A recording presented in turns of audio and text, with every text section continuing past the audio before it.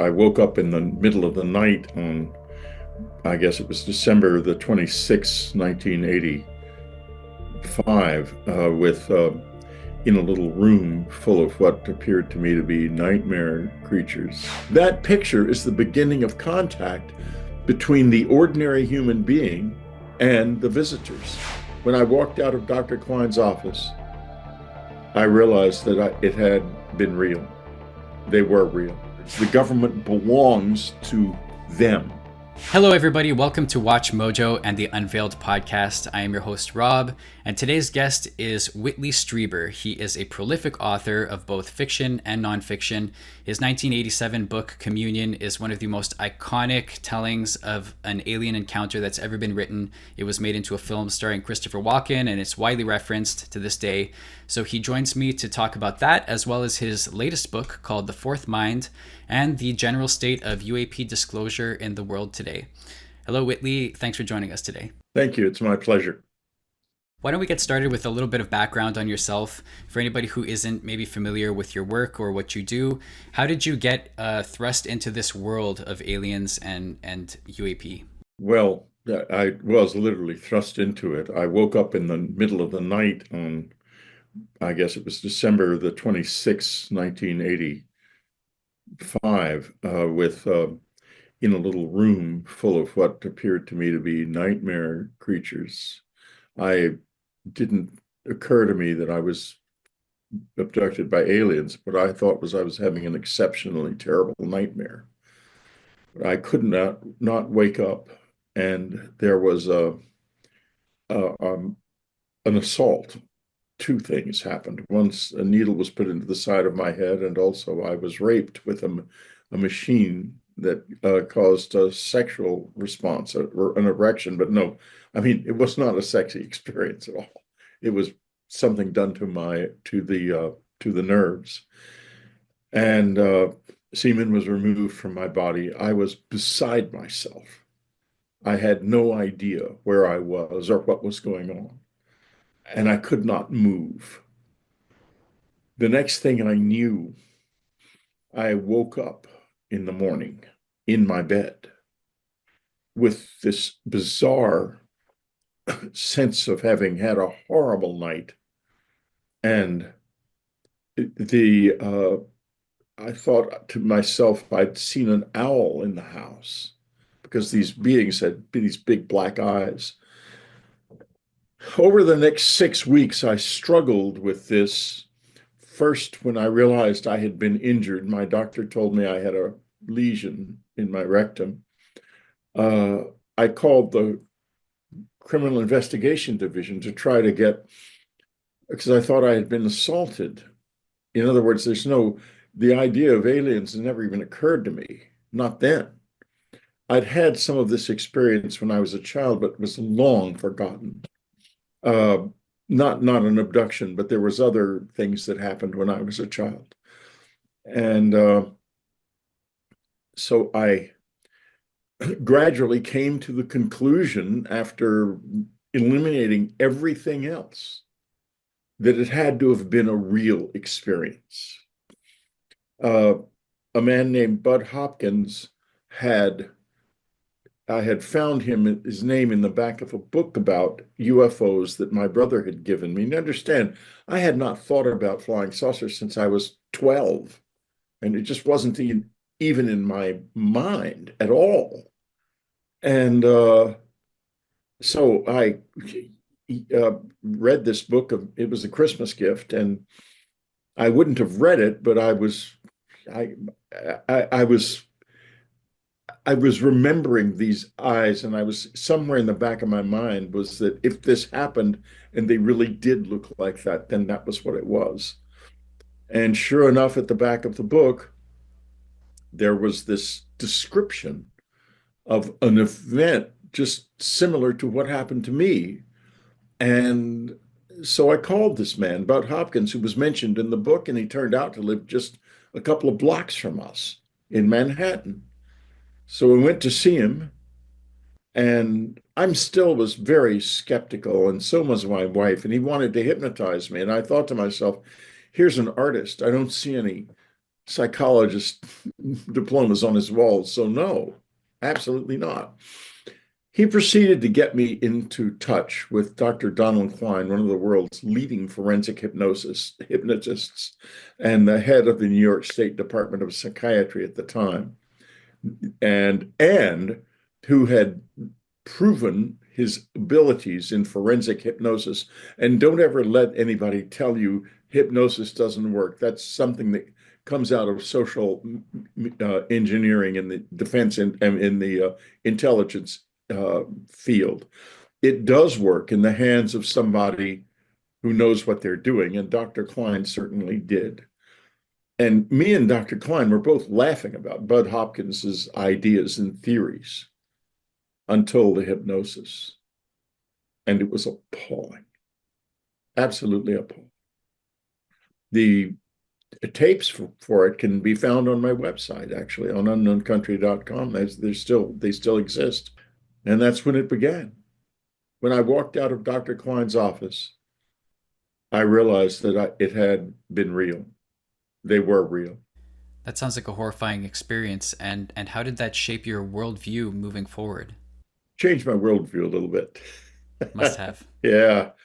Well, the first thing that happened was my wife and I discussed, should we sell our cabin? We'd had a little cabin, a second home in upstate New York. We'd just bought it the March before and not go back there. And she was not of that mind at all. She said, why should we abandon it? Why should we ignore it? It's one of the most extraordinary things I've ever heard happening to anybody. At the time, we had no idea there were a lot of people this had happened to. Never occurred to us.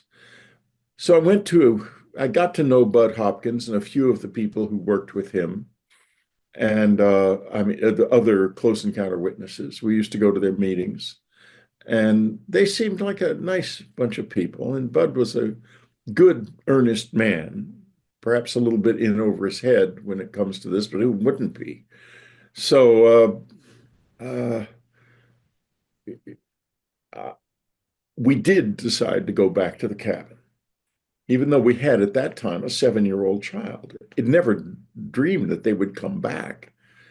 And I began to think, what if I try to reconnect with them? So I said to Annie, my wife, and now deceased, I said, Annie, how would we go about that? I said, what I think is I should go out in the woods to where it happened, which I had identified the area pretty clearly from my memories of the beginning of the abduction, which took place in the woods, which I remembered quite clearly under Dr. Klein's guidance. So I said to her, why don't we go out tonight and just show that we know this and we're interested to demonstrate this?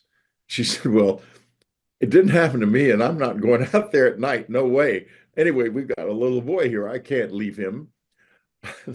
So that was the first night I started going out in the woods. The first night I couldn't get past the end of the yard. It was very frightening. Very, very frightening. And over the next months and years, I did go out in the woods. I went deep into the woods in the dead of the night many times. And while I did not often see the visitors there, they did reconnect with me profoundly. And that's my life now. Was it a difficult decision to write Communion and share your story with the entire world? I know there was a fair bit of skepticism and criticism at the time, but 40 years almost later, have you seen a shift in that perception as time has gone on? Well, first of all, there was no difficulty deciding to write it, although there probably should have been, because I had no idea of any of that. Bud said that maybe 50 people had had these experiences. And so I thought I was writing a fascinating story, a sort of an excursion into another field because of this remarkable thing that had happened. Little did I know that there was a big government deal going on and all kinds of ghastly craziness and so forth. And the book just exploded in my face, frankly. I had no idea. The publisher, the editor called me and said, "We're getting big sales on the West Coast." And that was the first time I knew that something unusual was happening with that book.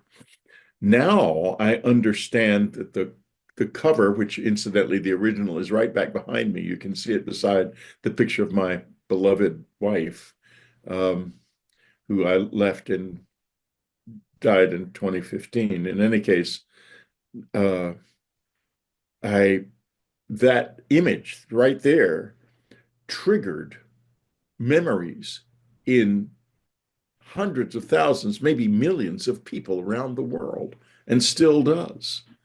That picture is the beginning of contact between the ordinary human being and the visitors. Amazingly. And no, if I had known that at the time, I would have frozen solid. I would not have been able to write a word. How was it immediately received when it was published in 1987? And over the years, has there been a shift in the perception of your story? The immediate response was a nice review in the New York Times. Uh, and then two things have happened over the years. First, uh, the intelligence community went to work on the media immediately because they're very involved in this and they have excellent social engineering controls.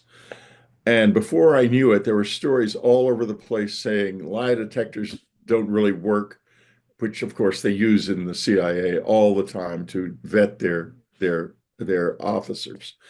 And hypnosis isn't real, and all of this guff that started going on. And the media, always obedient media, became hostile to me over the first few weeks. And while by the time I was on my author tour, they were snickering about the rectal probes and things. And I realized, Whitley, you were raped. And these people are laughing at your rape. That went on for 30 years. I had that agonizing and horrifying experience laughed at. I became a figure of fun because I was raped. And I have a lot. Now it's a little different, though. A little different. There's a whole contingent of people in your field and mine, the podcasting business, who will not talk to me, and in the intellectual community who will not talk to me, who will not allow me to speak at their conferences and so forth. And these are all people who are connected in one way or another with the intelligence community or know someone who has said to them, stay away from Whitley. And they're still the what the uh, happening within the Air Force and within a significant part of the intelligence community is they want to reform this as a religious experience. In other words, they're working for the visitors because they do not, there's absolutely no connection to our religions. There's people out there who want to say it's the Blessed Virgin Mary and relate it to the second coming of Christ on Easter of 2026 and stuff. Those are all people who have connections to the government because especially the Air Force is very religious. And they see this in terms of good and bad angels. And of course, I'm the bad angel, naturally. Uh, why? Because I don't believe their guff, frankly. It has nothing to do, or very little to do, with our religious traditions. Our visitors might like us to think that they are already embedded in our society. But if you read, especially the new book, The Fourth Mind, it shows why that cannot be true. These are recent arrivals. They're recent arrivals. The Jacques Vallée's book, Passport to Magonia, shows not that they've been here for a long time, but that there have been many incursions into our world over the years. And why wouldn't there be? You know how many planets there are in this universe? We've been able to establish some planet density averages using the Webb Space Telescope and to a lesser extent Hubble. And the calculation is there are 21.6 sextillion planets in this universe, and trillions in this galaxy. Therefore, it would be astonishing if the same species had visited us twice. What we look at as we look at our past and see indications of this is not these people, the same people, but many people come and take a look at us and pass us by. They've been passing us by when they'd seen that we couldn't respond to them usefully. If you read Ezekiel's wheel, he God knows what he thought he was seeing. But one thing he couldn't do was even begin to communicate meaningfully with whoever was there. And the Epcalis is the same way. They thought of them as gods or demons and stuff. Now, the U.S. Air Force still does. And they want them to be angels, but they think they're also demons here. And guess who's in league with the demons? You're looking at him. And I am not either. I could not be less interested in those old mythologies. They have nothing at all to do with what's happening. I definitely would like to talk about the new book. I read it, and there's so many interesting things in there.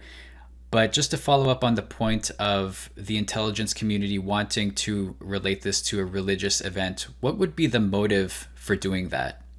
Fear is the motive. They are aware, very aware of the abductions. I know that for a simple, straightforward reason. Dr. David W. Webb, who was a space scientist of great stature, and if you look David W. Webb up on Wikipedia, you'll see he was consulting with every single alphabet there was. He came into our lives in 1986. And at the time, he was rather vague about his origins. I had been told by Stanton Friedman, the UFO investigator, that he wanted, I think it was Stanton, wanted to contact me. And so I always say, yes, I'm a very affable person. I like people. So I'm not the kind of person who hides. I'm not a celebrity. I'm me. So anyway, he came up to he came and had dinner with us in New York. Then he came up to the cabin. And he was oddly knowledgeable and helpful. And he introduced me to an allergist and said he seemed to know that if the visitors touched me, there could be an allergic reaction. He said things like that they could suppress it if they wanted to, but they might not. And so the allergist started giving me shots, and the house was filled with epinephrine injectors in every room because we had guests up who would also meet the visitors in the house. And if someone had an overt extreme reaction, the epinephrine injectors were there. That all came from David. So the government knew. It knew in 1985. It knew a lot in 1985. Right now, there's an FBI investigation going on. It's a national security investigation, and it has one purpose, so that the FBI can, after doing essentially nothing, announce that it has investigated the abductions and they never happened. Then the next step is to make this into a religious experience. In other words, the government belongs to them. This is their policy being enacted. It's not ours. We are going to end up in a religious experience with somebody who simply wants a convenient way of exploiting us. Your book is very interesting because it's divided into two parts. The first section being about the visitors, and the second part being about us humans. And the first part goes into great deal. Actually, it's based on a Reddit post, which I recognized immediately because at the time that it was circulating, my friend sent it to me. So I read it as soon as it came out, and I was pleased to see that it was talking about the same post in your book, where this anonymous scientist was going through the different biological characteristics of the entities that we commonly refer to as grays that are being held by the intelligence agencies. And, you basically took his information and cross-referenced it with your own experiences.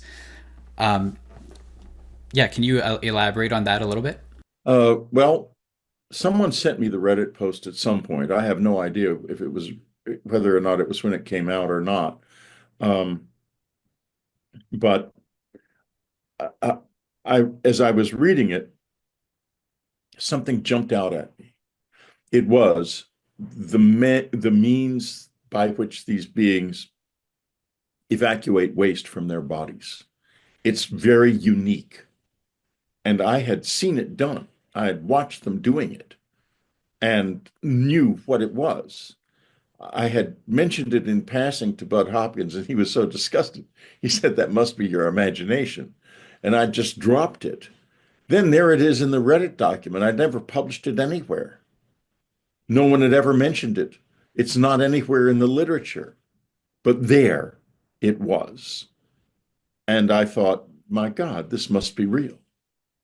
So I read the document and I made it my business to learn genetics from the ground up.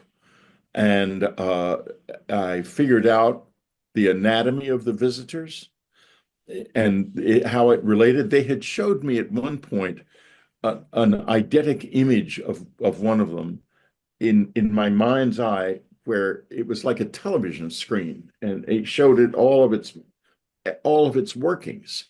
And they came into the house quite frequently, and we saw them. I mean, so yeah, I was able to go through that document in detail and compare my life experience to its descriptions. And boy, that has done, it's selling like crazy, just like communion. But just like communion, it has really annoyed the Defense Department. And I have to wonder how long it'll be available, because they'll come after Amazon eventually. And, these companies, they will comply with anything they're asked to do. And so I hope it stays available, is all I can say. I hope so too. Just to pick up on the timeline that we had spoken about, so you tried to reestablish contact with the visitors by going back to the area where you had the memories of being abducted. How did things progress from there? You mentioned that they then were coming into your house and you were seeing them all the time. So how did this relationship develop over time? Here's how it developed. Um, it worked well. Uh, First, there were indications, very subtle indications in the house that they had been around. We would hear tapping footsteps on the porch in front and see these holes in the ground. And I had seen their feet. They look like goats' feet almost, but they're actually fused toes. They look like they're walking on their toes. And they they would leave these holes in the ground where they had moved, and also in the snow. They also move a few feet above the ground. They levitate and glide along very fast too. Boy, the so that was all going on, and it started after I started going out in the woods, but we couldn't really pin it down. And so I started going into the woods where I made a stone circle and meditate in the circle, the certain type of meditation that I had learned was important to them. And what happened during the meditation, it's hard to put it into words, is that there was a communication of a kind that we don't actually have. It's sort of like telepathy, but it's not quite that way. In other words, it's not in words. It's in it feels like a series of realizations that are coming into your mind out of nowhere. And I began to respond by saying that let's have a meeting. I want to sit down on a bench. I even had a bench built nearby that we could sit on together and have a meeting. And one morning in February of 1988, I think it was, or maybe 87, there came three loud noises like the sound of a shofar or a horn from the woods, above the woods. And I thought, they're here. I knew it immediately. It was just in the pre-dawn. And I jumped out of bed, put on my February, so it was really cold and there's snow on the ground, put on my slippers, put on my robe, and went out across the deck, up the little hill, which led into the small woods where the circle was. And I could see beyond the woods, which were naked because it was winter. I could see a dark shape in the clearing beyond the woods. And I could hear a certain sound that I have not mentioned anywhere yet.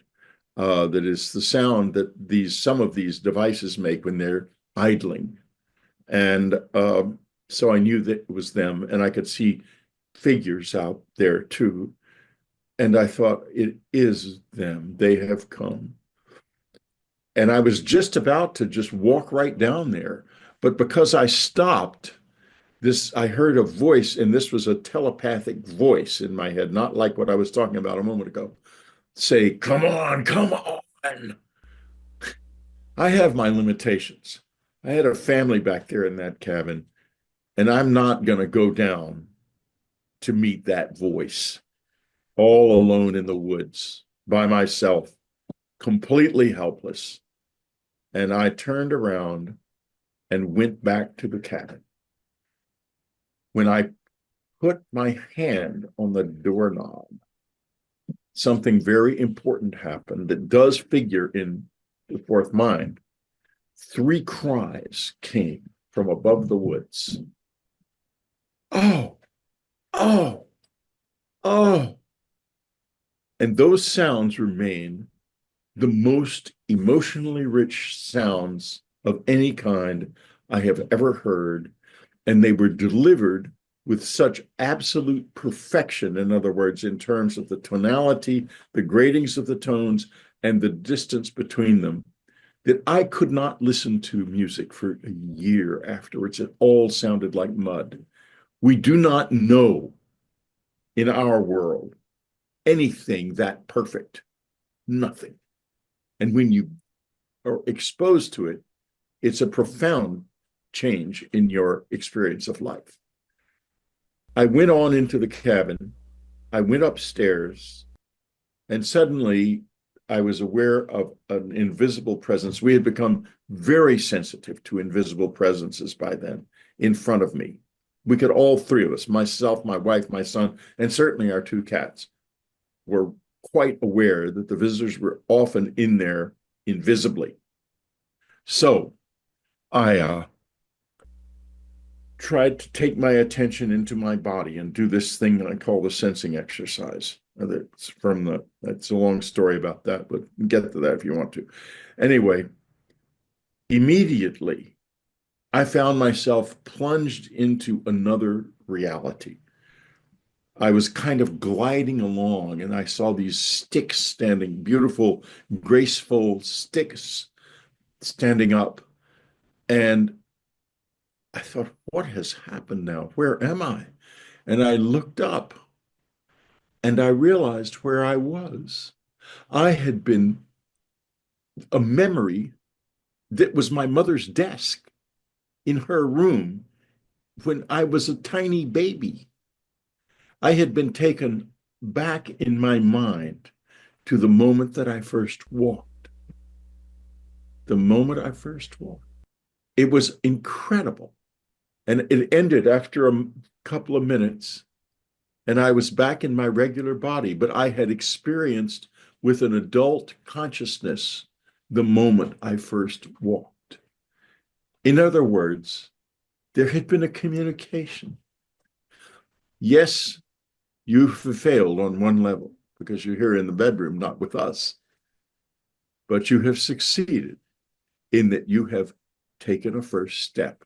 And that's where the relationship began to deepen to what it is now to this day. That book you have, The Fourth Mind, that's not Whitley Strieber. That's a committee that wrote that book. Me and all kinds of people who work with me through my implant. And I don't think of them as alien versus us anymore. They're people to me. They're people that I know and have learned to respect, to always be aware of that you have to be careful because they're not us and they're not like us. They're not other versions of us. They have a different brain and a different perceptual system. They're different. But once you accept that, living with them is fascinating. I don't often see them physically, but we work together all the time. There's a striking quote towards the beginning of your book that says, "We are a species in amnesia about our past and in denial about our present."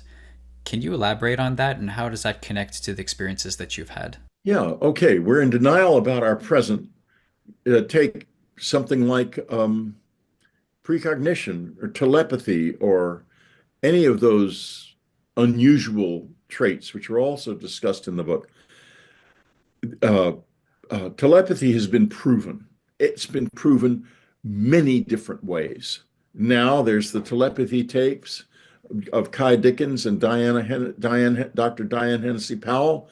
This is real, but you will not find anything about it in Nature magazine, in the magazine of science at all.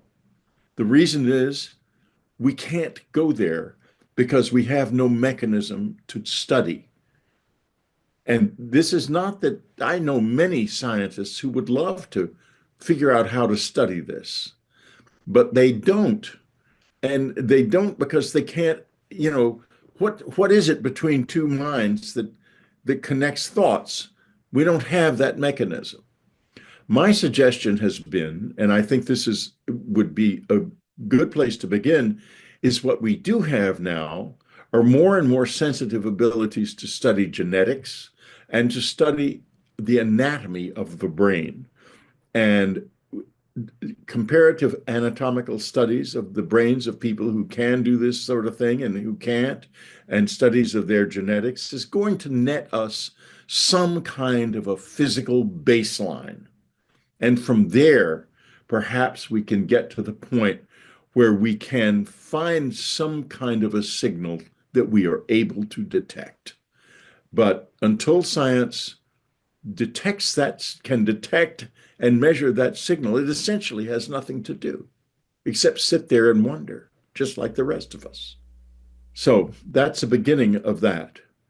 Now, first, I'm sure there have been plenty of situations where people from other worlds of various kinds have visited Earth.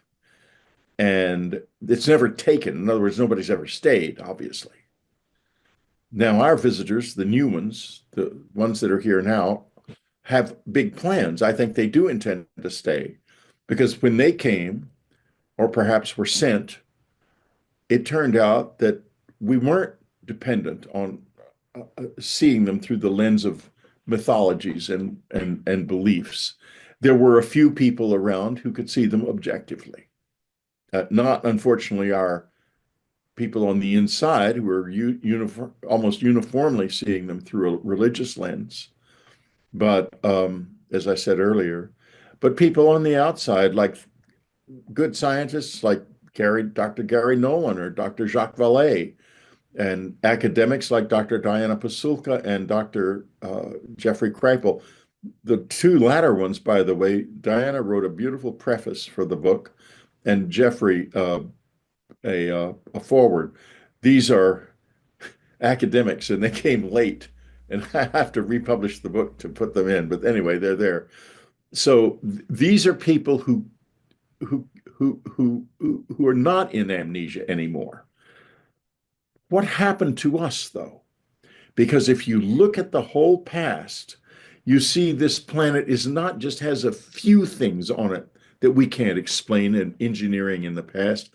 It's loaded with ruins that we can't explain.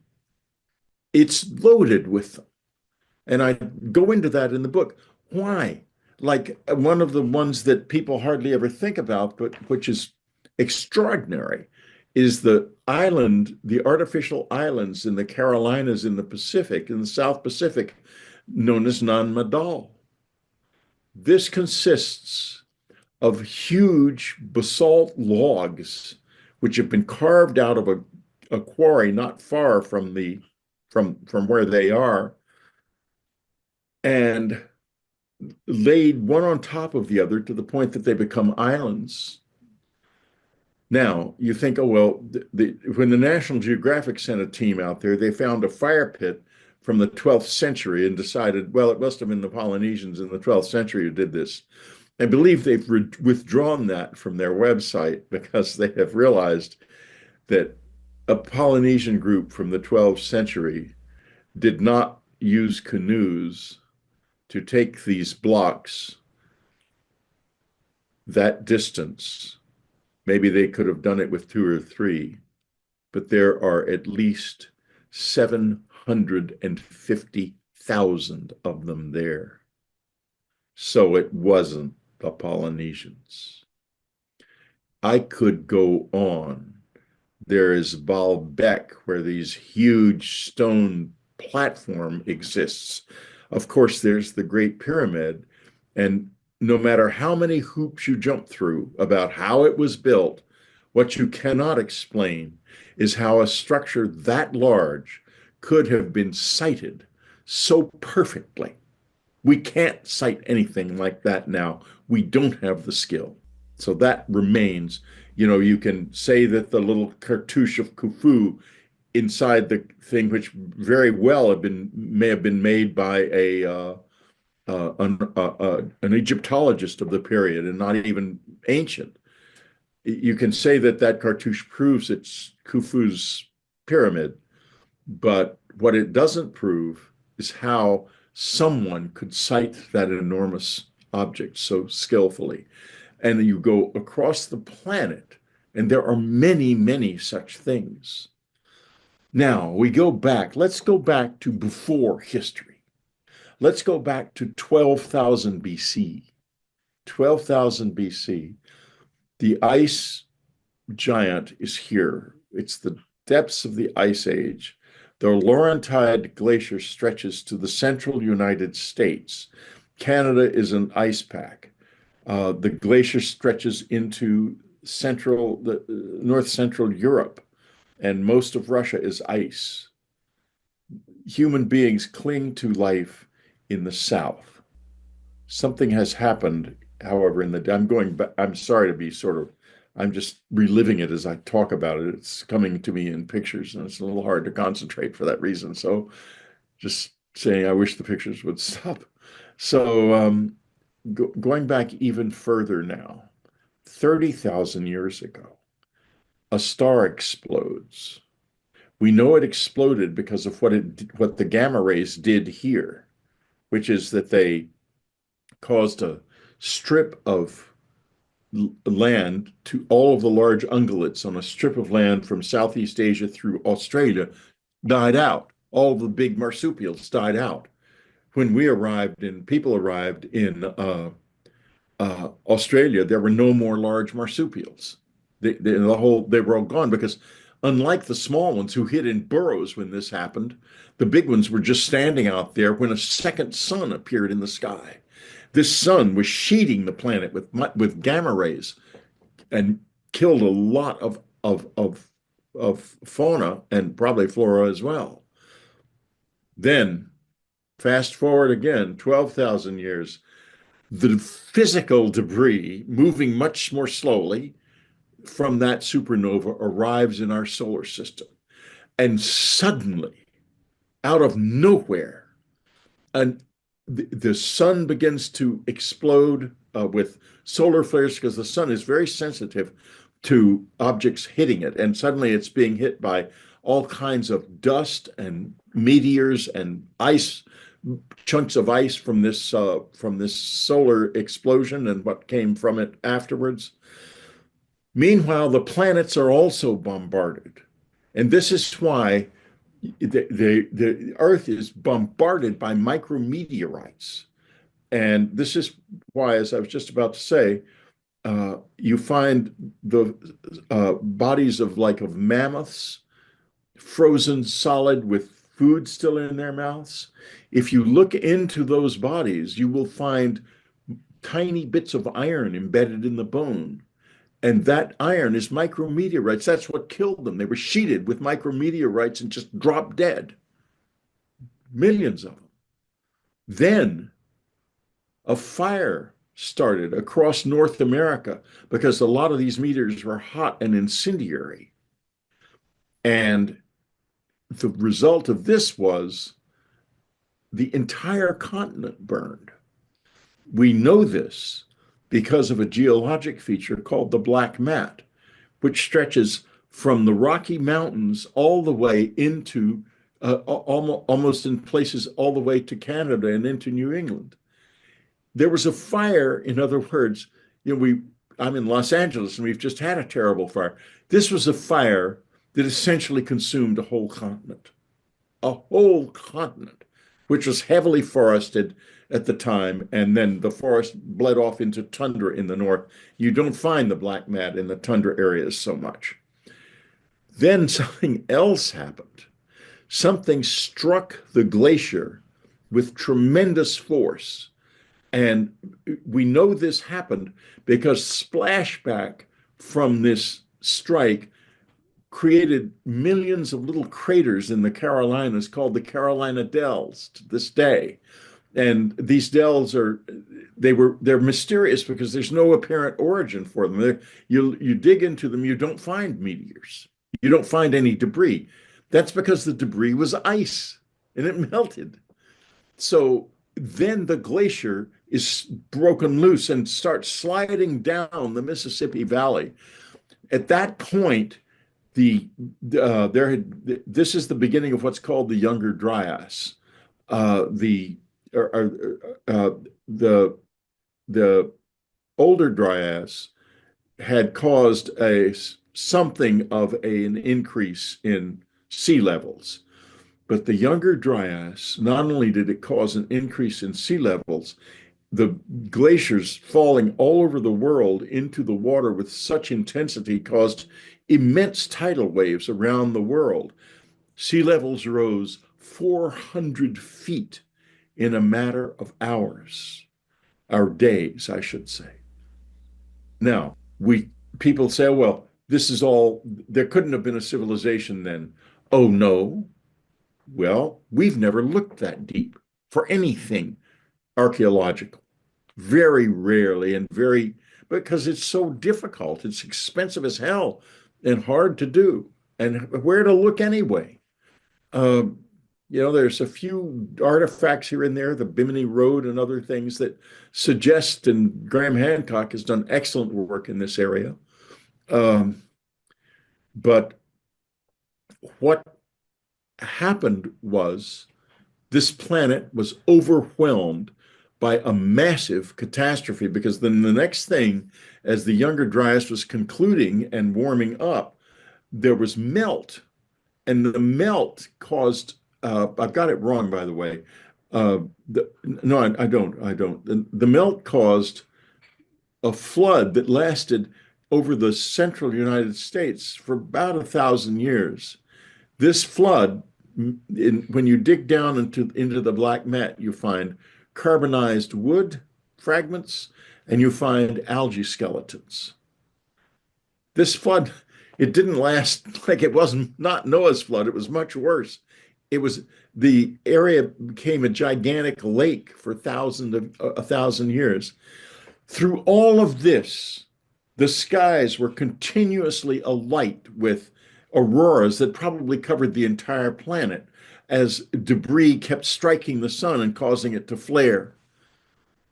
What do we get out of this? We get flood myths from around the world, and we get stories of gods at war in the heavens. There weren't gods at war. It was the worst god of all, the one we fear so much we will do anything to prevent this god make it unnecessary to face this God. The God that was actually involved was the blind, random chance of life in this universe. That was the God. And the theory about all of this is that prior to this cataclysm, there was a civilization, an advanced civilization on Earth that had capabilities and technologies that you reference in the book that we have since lost, but that these visitors do possess.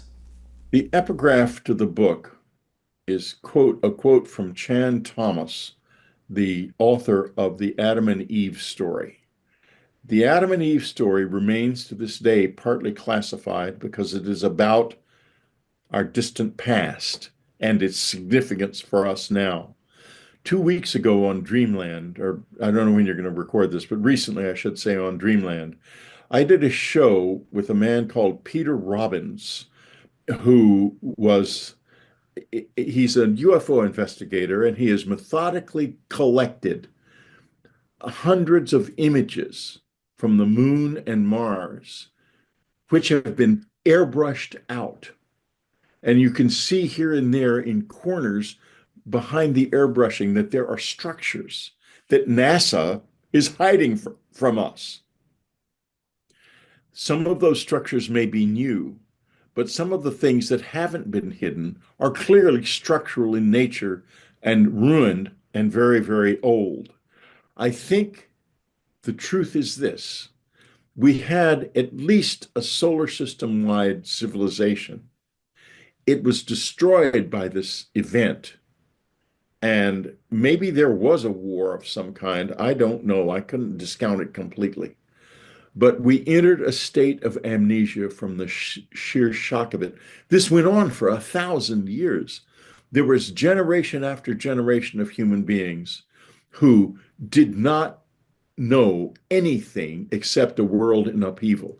This is also the time when farming began, because the people who were left alive were the people of the uplands, the hunter-gatherers, the wanderers, not the people in the sophisticated cities, because right now, if the sea levels rose 400 feet, our civilization is more developed and it has a higher population than that one did, clearly. But we would lose most of our great cities, would lose most of them, because they're mostly near the water. They lost all of theirs.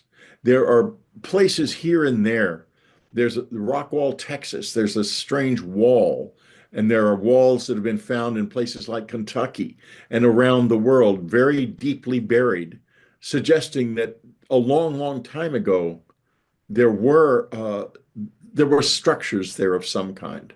There's some structures like that in Indonesia and in Croatia as well. But not much, because everything, of course, was concentrated on the coasts. It wasn't a big industrial civilization like ours, or even a pre-industrial one like Rome and the classical world. It was something else. And this is where we get to in the book what we have lost. We have lost the abilities that enabled us to do thaalthings like build Nan Madol and create and cut those gigantic stones and move them at Baalbek and site the Great Pyramid so perfectly. We have lost all of that, and we have also lost telepathy. And I show in the book how in the distant past, this was actually how we communicated. People always say, well, they couldn't have communicated because they couldn't, they weren't the oceans, it was impossible for them. They didn't need that. They used the mind. And this is why when I went to a conference recently, a big conference that Gary Nolan has at uh, uh, uh, at Stanford, called the Soul Foundation Conference. I went there with a message. There was a podcast called the Telepathy Tapes. Everyone has to listen to it immediately because it proves that telepathy is real. And it does that by showing how it works among unvoiced people and spellers, they're called, mostly autistic, who don't speak. And Dr. Diane Hennessy Powell, and I mentioned, I know I referenced this earlier, has a book out about it called The ESP Enigma, which is presently, I think, not on Amazon, but if you Google the ESP Enigma, you can find it. I believe the audio book is still present, but they took the regular book down because of pressure from you know who. It's Somebody doesn't want us to know any of this. None of it. They don't want us to know what's happening in the present. They don't want us to know what's happening in the past. Chan Thomas found out. I, Peter Robbins found out. I found out. Everyone's going to find out now. But how long will it last? They will crack down, I'm quite sure. Well, let's talk about that a little bit more because there is a disclosure movement happening, and telepathy has become kind of a central talking point recently. There was a whistleblower from the military, Jake Barber, who came forward recently and mentioned that the military possesses people with, he refers to them as psionics, who can communicate with UAPs, and then they are able to kind of take them down and recover the ships. So that has been kind of an interesting talking point recently, which ties in very closely with some of the themes of your book. What are your thoughts on that? Like, is there a reason that this is coming to the forefront now in terms of the disclosure and how this is all being spoken about openly? Well, yeah, it is. One of the religious people has announced that the second coming is going to occur on Easter Sunday in 2026. And one of the people connected with the government indirectly. And he's saying that the second coming will be then. And I thought to myself, well, he probably knows something's going to happen about then. And but it's not going to be the second coming. It's going to be what a lot of people wish we would believe was the second coming, as if these visitors have anything to do with one specific religion. There's thousands of religions on this planet. Why would they be one that they single out? Why wouldn't it be Kali? I mean, that might be an interesting experience if Kali showed up instead of Jesus at the second coming. So anyway, um, uh, we're in a situation with I understand from them. You understand, I do not, I can't tell you how many predictions they've given me. Most of them haven't come true. And if you look back across the history of the UFO movement, there's all kinds of situations where people went out on mountains and waited for them in the end of the world and this and that and the arrival of the flying saucer, et cetera. And it never happened. It never happened. And so, but something is happening. It is that the planet, and this is, I don't care about politics. I'm not interested. I'm interested in nature and the numbers that express the condition of nature. That's all I'm interested in. Those numbers are telling us very clearly that within a few more years, the planet's environment is going to change in fundamental ways that are going to be not helpful to the human species. And the visitors, it's there, as far as I understand it, they will show up in great numbers when we are all certain that the planet cannot sustain us anymore. And this gets into the relationship between them and the dead and us and what's happening here is we discover telepathy, we're going to discover levitation, we're going to recover all of these powers that we had before they were stripped from us by the sheer shock of the younger Dryas. We will recover many of them, maybe all of them. At that point also, though, the planet is going to collapse around our ears and the visitors are going to show up. Jake Barber said, at one point he says, I don't feel ontological shock, I feel ontological relief. And I thought, That's because theological shock hasn't happened yet, my friend. It will, though. And it's going to be profound. It will profoundly change the whole nature of human experience. I wouldn't be surprised if the veil between the living and the dead drops altogether, because they are still very much present in our world. My wife was quite skillful in this, and without my knowing it, uh, 9 months before she passed away, she began to create the conditions that would enable her to provably return. And without going into too much detail, I mean, it's all in a book called The Afterlife Revolution that we wrote together after she passed. She successfully proved to me that she was still here. And she created an avatar in the form of a white moth. And the white moth became a very useful tool because the white moth would show up. Like, for example, speaking of the Esalen Institute that I briefly mentioned earlier, I was at a private conference there, and I was talking about the afterlife revolution. And while I was after my talk, everyone went up to eat lunch, and a white moth appears. This is in February, and flew around the table where everyone was sitting, and everyone was laughing and looking at it and so forth. Then, when we were having our final dinner together that night, the white moth appeared in the banqueting hall where we were and flew around and around with everybody clapping and cheering, and then landed on the head of a podcaster, Jeremy Vaeni, who Anne had liked very much and enjoyed his podcast. It was on Unknown Country, my website, for years until he quit doing it. And everyone was laughing and cheering, and it was such fun to see this.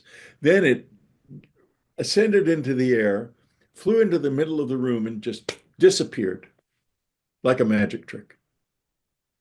It was all her doing. They're still with us. I believe I may have said this a moment ago, but one of the first things she said was, "It looks like you're all intentionally ignoring us."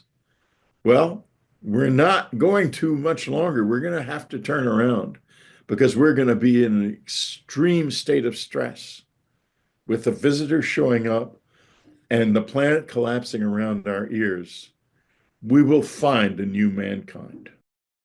That concept of the veil dropping between life and death ties into something else that you mentioned in the book about these visitors, in that, first of all, there's evidence that their bodies are designed, that they're not naturally occurring, that they're actually specifically designed and possibly built. And that speaks to the concept that they treat their bodies as kind of these disposable tools to use that don't really have any meaning, which is very different from humans, who typically we associate our entire selves with our bodies. That's the way that culture has kind of developed.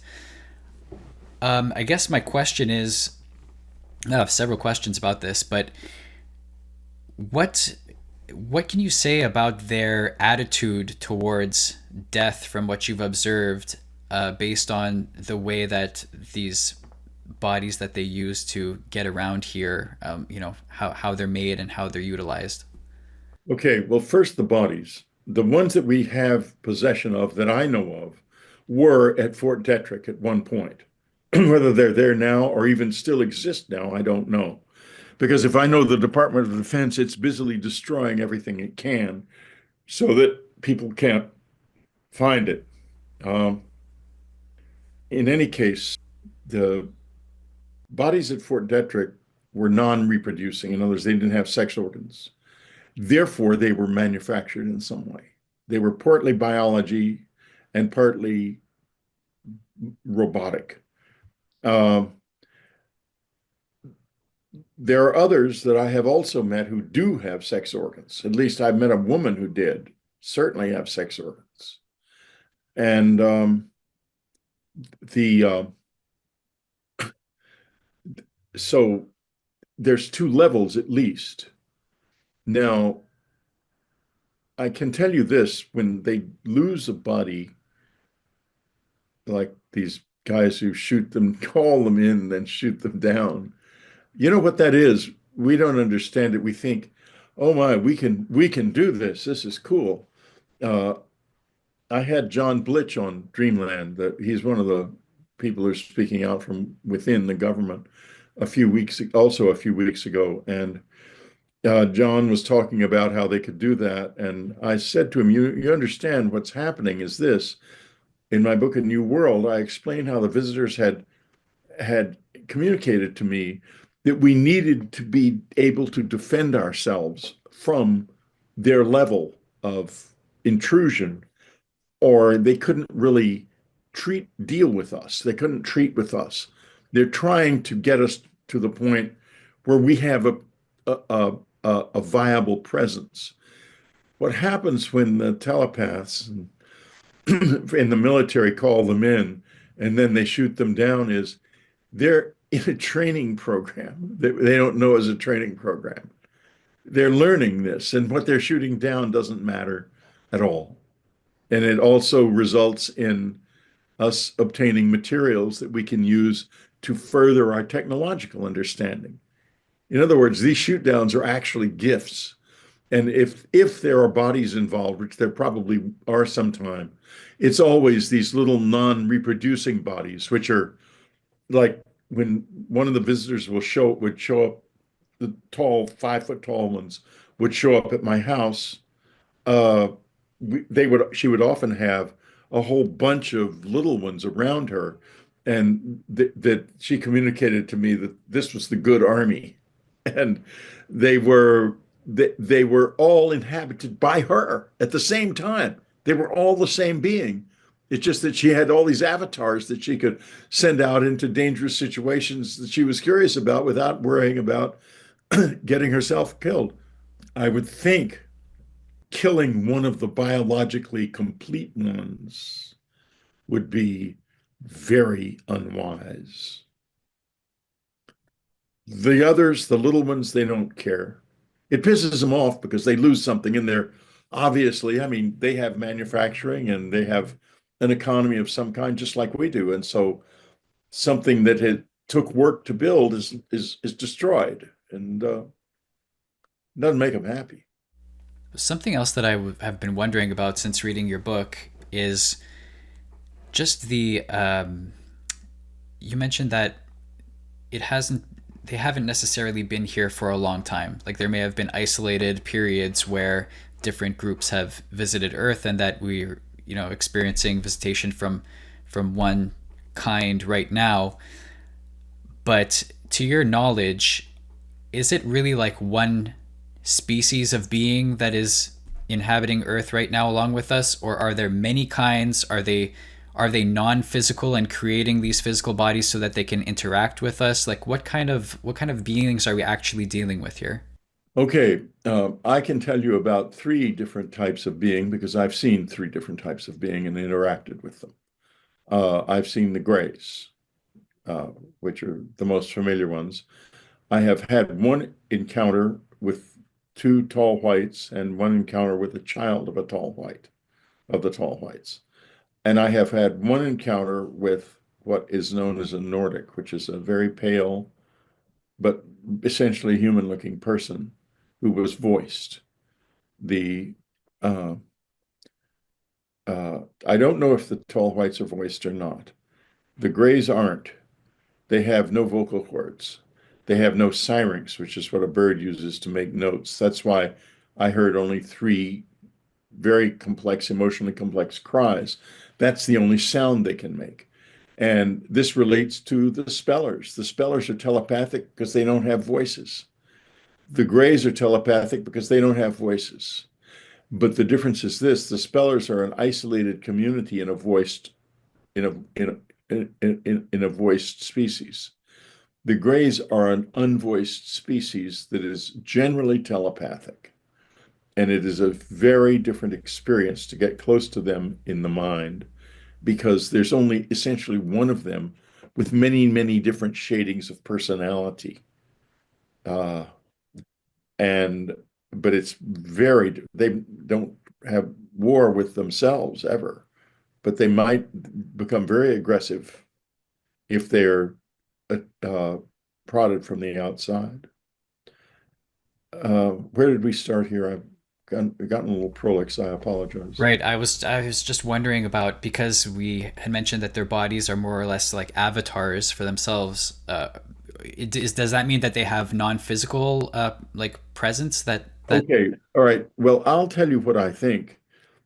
I saw, believe I saw, and I'm always so equivocal about this because when you're with them, you're not in this mental state, you're in another mental state. And you can bring memories back from it, at least I can, and some other people I know can. But those memories can become quite distorted because there's the way the body works, the memory works is it's a comparative mechanism. It compares what you're seeing now to things you've seen earlier, and you've been building that since childhood. When you confront something that you've never seen before, that you don't have any comparison for, it may slip away quite quickly. That's why, for example, I forgot my childhood memories. And so many people forget. My son has forgotten all of his childhood memories, but I saw them happen, a lot of them. So what I saw was one of the little ones open a drawer, a long drawer, and there were a bunch of ones like him in the drawer, lying there with their mouths sort of slack, like they were just like they looked like dolls. And suddenly they began to come to life and come out and up out of the drawer. And that's why I understand them as being avatars of what we would call a spirit or a disembodied presence, which is actually some kind of a concentration of consciousness that has a coherent uh, self to it, a coherent presence, which I think our dead also have for the most part. And so that's why I think they use these bodies like we use clothes or diving suits. do you think that the same might apply to us, but just without our knowledge? That we may have, this concentrated consciousness, that is the source of our beings, but we don't realize that, maybe as a result of the amnesia that you were just talking about before. We eventually realize it when the body stops functioning. The visitors can take me out of my body. There's a place right back here, right at the C1 vertebra, the top vertebra, and they'll touch it with something that causes a kind of electricity to go down my spine, and I can feel what feels like clamps opening on my spine, and I can just roll right out of my body. I can see it there, and it's a completely perfect separation. I've met, talked to people, and gone places like this, and it's not happened often because I finally decided they just didn't trust me not to go to the White House and scare the president or something, which probably would have done. So we can get out of our bodies too, but I don't think we are meant to do that until death. I believe that may be changing, though, as we've referred to earlier, this fundamental change that's coming. Um, uh, it, and I think the dead are all around us. I think our dead, and when people say that they feel a presence, it's often their own dead. I think these orbs that show up are usually us, because there's a man that meditated with me for years, a couple of years at the old cabin in upstate New York, and he could manifest physically. In other words, he could become a physical presence, or he could become an orb. And he was with six others, and they would float around in the woods. These orbs would float around in the woods. I never saw them, but my son's friends, and he did see them. And then he turned into a very bright orb on the last night we had the cabin. I got beat up a lot in the media, and people stopped buying my books. And I lost that cabin. And the last night, um, he showed up, and we had a remarkable connection. He was this bright thing about size of a basketball in the hovering over the front yard with these white, thin white beams coming out of it. And they were like laser beams. And I was watching this, I saw this out of the front window of our bedroom. And when they would touch me, they brought with them almost a taste of him, like an essence. It was just beautiful. It was one of the most beautiful experiences I've ever had in my life. That's amazing. That's us. That's us. That's what we are. So this is now, let's get a little farther down here, though. We are in this state for a very specific reason. It is to experience everything as new all the time and to gather that experience as a form of energy. And as to how that works, that is explained very clearly in the last document of soul science that exists on Earth, of real soul science, which is on the west wall of the entryway of the Pyramid of Unas. It's known as the Pyramid Text. And forget reading the so-called translation of the Pyramid Text. It's a silly Eurocentric absurdity. There is an author, Susan Bryn Morrow, whose book, The Dawning Moon of the Mind, does address these hieroglyphics in a more rational way and a more useful way, and a more humble way, I might add, with respect instead of disdain, of the disdain of the ignorant who believe themselves to be superior to their intellectual betters, the ancient Egyptians. In any case, it describes the spine as a serpent of light, and around it are 7 smaller serpents circling it all the time, drawing experience into the spine, which then accelerates it and into the next level, into the second body. And when you die, that's what you are. You are that second body. Your life experience goes with you. And I was taken out of my body one time, years and years ago, and I had a wonderful time going around the room, and I was never out of this reality, out into the front yard and experimenting with going up in the air. And so it was just such a delight.